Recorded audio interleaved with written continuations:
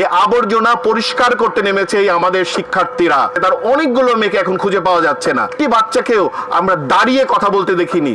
তার মানে কি ওরা দাঁড়ানোর শক্তিও হারিয়ে ফেলেছে? এটা বাংলাদেশের আন্দোলন। এই আন্দোলনে সকল মানুষ যুক্ত হয়েছে। দিনে নাটক, রাতে আটক। আমরা একটা দেশে আছি না কনসেন্ট্রেশন ক্যাম্পে আছি? এখানে কি নাজি সরকার আছে নাকি অন্য কেউ আছে? আমরা কি বুঝতে পারছি? আমাদের শিক্ষার্থীদেরকে তুলে নিয়ে যাওয়া হচ্ছে প্রতিদিন, প্রতিক্ষণ। এই মুহূর্তে নর্থ সাউথ বিশ্ববিদ্যালয়ে দাঁড়িয়েছে, কারণ কালকে রাতেও 4 জনকে তুলে ফেলেছে। কোথায় নিয়ে যাচ্ছে কেউ জানে না। প্রতিদিন বসুন্ধরার ভিতরে কি হচ্ছে আমরা কি জানি? আমরা কি খোঁজ নিয়েছি যে গত কয়দিন ধরে প্রতিদিন সেখানে কেন গুলি হয়? আমরা কি জানি? এবং এই বাচ্চা বাচ্চা ছেলেগুলো ঢাকার বাইরে থেকে এসে এক একটা বাড়িতে ভাড়া থাকে, সেই বাড়িগুলোর ভিতরে কি তাণ্ডব হচ্ছে আমরা কি খোঁজ নিয়ে জানতে পারি? আমি এখানে কোনো বিচার টিচার চাইতে আসিনি। আমার কাজ বিচার চাওয়া না। আমি এখানে ক্ষুব্ধ, আমি এখানে ঘৃণা জানাতে এসেছি। এই রাষ্ট্র এবং তার ব্যবস্থাকে ঘৃণা জানাতে এসেছি। আমাদের ছাত্র, আমার জাহাঙ্গীরনগর বিশ্ববিদ্যালয়ের যে সমন্বয়ক, এই ছেলেটিকে তুলে নিয়ে যাওয়া হয়েছে। আমি কালকে যখন অন্য সমন্বয়কদের নিয়ে এই ভাতের হোটেলে নাটক চলছিল, তখন আমি পই পই করে ওই ছেলেটির মুখটিও খুঁজছিলাম যে হয়তো ওকেও বসানো হবে, কিন্তু ওকে দেখা যায়নি। কালকে পর্যন্ত আমরা জানি, রাত পর্যন্ত জানি যে ওকে খুঁজে পাওয়াই যায়নি। এই যে খুঁজে যে পাওয়া যায়নি, ও গেল কোথায়? ওকে কে নিয়ে গেল? কোথায় নিয়ে গেল? এইভাবে প্রতিদিন তুলে ফেলানো হচ্ছে।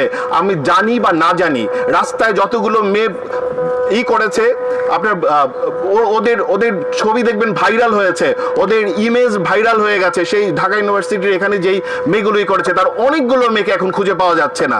এরা গেল কোথায়? শিক্ষার্থীরা গেল কোথায়? আরেকটা বিষয়, এই আন্দোলন আর কোনো কোটা সংস্কার আন্দোলন নয়। এই আন্দোলন ছড়িয়ে পড়েছে পুরো বাংলাদেশে। এটা বাংলাদেশের আন্দোলন।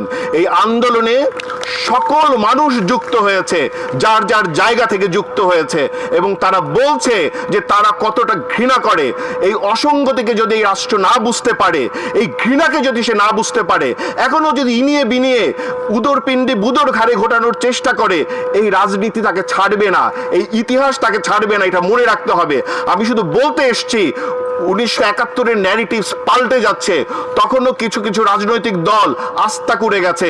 এরাও আরেকবার আরেকটি দল তার সকল সাঙ্গ পাঙ্গ, তার চেতনাজীবী বুদ্ধিজীবীদের নিয়ে আস্থা কুড়ে যাবে, এবং এই রাষ্ট্রে সে আস্থা কুড়ে পরিণত করেছে। এই যে যত আবর্জনা, এই আবর্জনা পরিষ্কার করতে নেমেছে এই আমাদের শিক্ষার্থীরা। তাদের প্রতি আমার লাল সালাম, এবং তাদের প্রতি আমি বলতে চাই, তারা যা করেছে তা ঠিকঠাক করেছে, যা করছে তা ঠিকঠাক হচ্ছে।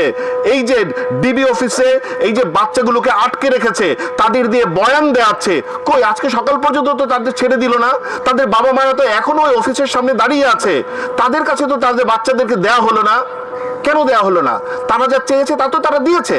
তারা যা চাচ্ছে, রাষ্ট্র যা চাচ্ছে যে হ্যাঁ সে বলবে যে আমরা মানে আমাদের আন্দোলন থেকে সরে গেলাম, সেই বয়ান তো তারা দিয়েছে। এখন তারা কোথায়? তাদেরকে কি ছেড়ে দেওয়া হয়েছে? আমরা কি জানতে পেরেছি তাদের ছেড়ে দেওয়া হয়েছে, নাকি তাদেরকে আরো বেশি? এবং একটি বাচ্চাকেও আমরা দাঁড়িয়ে কথা বলতে দেখিনি।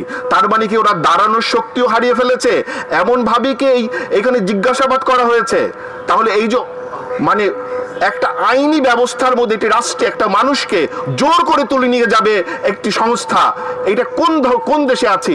আমি হয়তো এখান থেকে বের হয়ে বাসা পর্যন্ত যেতে পারবো না, তখন হয়তো আমাকেও তুলে ফেলবে, হয়তো বা কেউ জানতেই পারবে না। এটা কোন দেশ? আমরা কোথায় আছি? আমরা আর কতদিন এরকম থাকবো?